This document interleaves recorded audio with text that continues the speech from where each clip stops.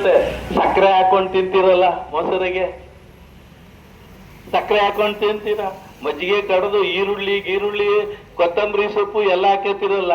ನಿಮ್ಮ ಈ ಮಜ್ಜಿಗೆಗೆ ಕೊತ್ತಂಬರಿ ಸೊಪ್ಪು ಎಲ್ಲಿಂದ ಬಂತು ಸ್ವಾಮಿ?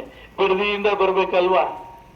ಇಷ್ಟೆಲ್ಲ ಇರಬೇಕಾದ್ರೆ ನಾನು ಮಾನ್ಯ ಡಿ ಕೆ ಶಿವಕುಮಾರ್ ಅವರಿಗೆ ಈ ವೇದಿಕೆಯಿಂದ ಒಂದು ಮಾತು ಕೇಳೋದು, ನಿಮ್ ಮನೇಲಿ ಒಗ್ಗರಣೆ ಹಾಕುವ ಸಾಸಿವೆ ಬಿಡದಿಯಿಂದ ಬಂದಿದೆ ಸ್ವಾಮಿ. ಅವಾಗ ತಿನ್ನವರ ರುಚಿ ಸಾಸಿವೆಯ ಒಗ್ಗರಣೆಯ ವಾಸನೆಯನ್ನಾದರೂ ನೆನೆಸಿಕೊಳ್ಳಿ. ಅನ್ನ ಬಿಡಿ ಸ್ವಾಮಿ ಶಿವಕುಮಾರ್ ಅವರೇ, ಒಗ್ಗರಣೆಯ ವಾಸನೆಯನ್ನಾದರೂ ನೆನೆಸಿಕೊಂಡು ಬಿಡದಿಯ ರೈತರ ಜಮೀನನ್ನ ಬಿಟ್ಟುಬಿಡಿ. ದೇವರು ನಿಮಗೆ ಪುಣ್ಯ ಬರುತ್ತೆ.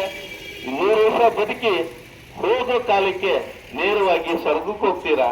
ರೈತನು ಉಸಿರು ತೆಗೆದುಕೊಂಡ್ರೆ ನರಕನೇ ಸ್ವಾಮಿ ನಮ್ಮಂತವರಿಗೆಲ್ಲ ಪ್ರಾಪ್ತವಾಗೋದು ಅಂತ ನಾನು ಈ ಸಂದರ್ಭದಲ್ಲಿ ವಿನೀತನಾಗಿ ನಾನು ಶಿವಕುಮಾರ್ ಅವರನ್ನು ನಾನು ಕೇಳ್ಕೊಳ್ತಾ ಇದ್ದೇನೆ. ಯಾಕಂದ್ರೆ ರೈತ ನಕ್ಕರೆ ದೇಶ ನಗ್ಗಿ ಬಿಡ್ತದೆ. ಭಾರತ ಮಾತೆ ನಗಿತಾಳೆ, ಕರ್ನಾಟಕ ಮಾತೆ ನಗಿತಾಳೆ. ಕರ್ನಾಟಕ ಮಾತೆ ಭಾರತ ಮಾತೆಯ ಕಣ್ಣೀರನ್ನ ಬರೆಸಿದ್ರೆ ರೈತ ಮಹಿಳೆ ಹತ್ತರೆ, ರೈತನ ತೊಟ್ಟು ರಕ್ತ ರೈತನ ಬೆವರು ಭೂಮಿಯೊಳಕ್ಕೆ ಬಿದ್ದರೆ ಸಸ್ಯ ಅರಳುತ್ತೆ, ರಕ್ತ ಬೆಳೆದ್ರೆ ನರಕ ಬರುತ್ತೆ ಭೂಮಿಗೆ. ರೈತನ ರಕ್ತನ ನೆಲಕ್ಕೆ ಬೀಳಿಸಬೇಡಿ, ರೈತ ಮಹಿಳೆಯ ಕಣ್ಣೀರನ್ನ ನೆಲಕ್ಕೆ ಬೀಳಿಸಬೇಡಿ. ಅವರಿಗೆ ಬೆವರು ಸುರಿಯೋದಕ್ಕೆ ಅವಕಾಶ ಕೊಡಿ, ರಕ್ತ ಸುರಿಸೋದಕ್ಕೆ ಅವಕಾಶವನ್ನ ಮಾಡಿಕೊಡ್ಬೇಡಿ.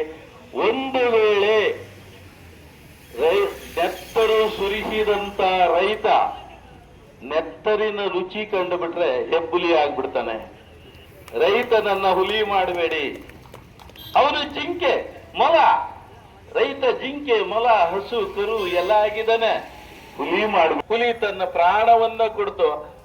ನೀವು ಪ್ರಾಣ ಕೊಡಬೇಡಿ ಸ್ವಾಮಿ, ರೈತನಿಗೆ ಜಮೀನು ಉಳಿಸಿ ಸ್ವಾಮಿ. ಅಷ್ಟೇ, ರೈತನಿಗೆ ಜಮೀನು ಉಳಿಸ್ಕೊಡಿ.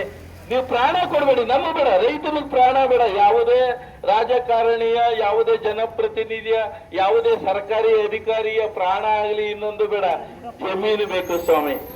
ನಾವಿನ್ನೇನೂ ಕೇಳುವುದಿಲ್ಲ.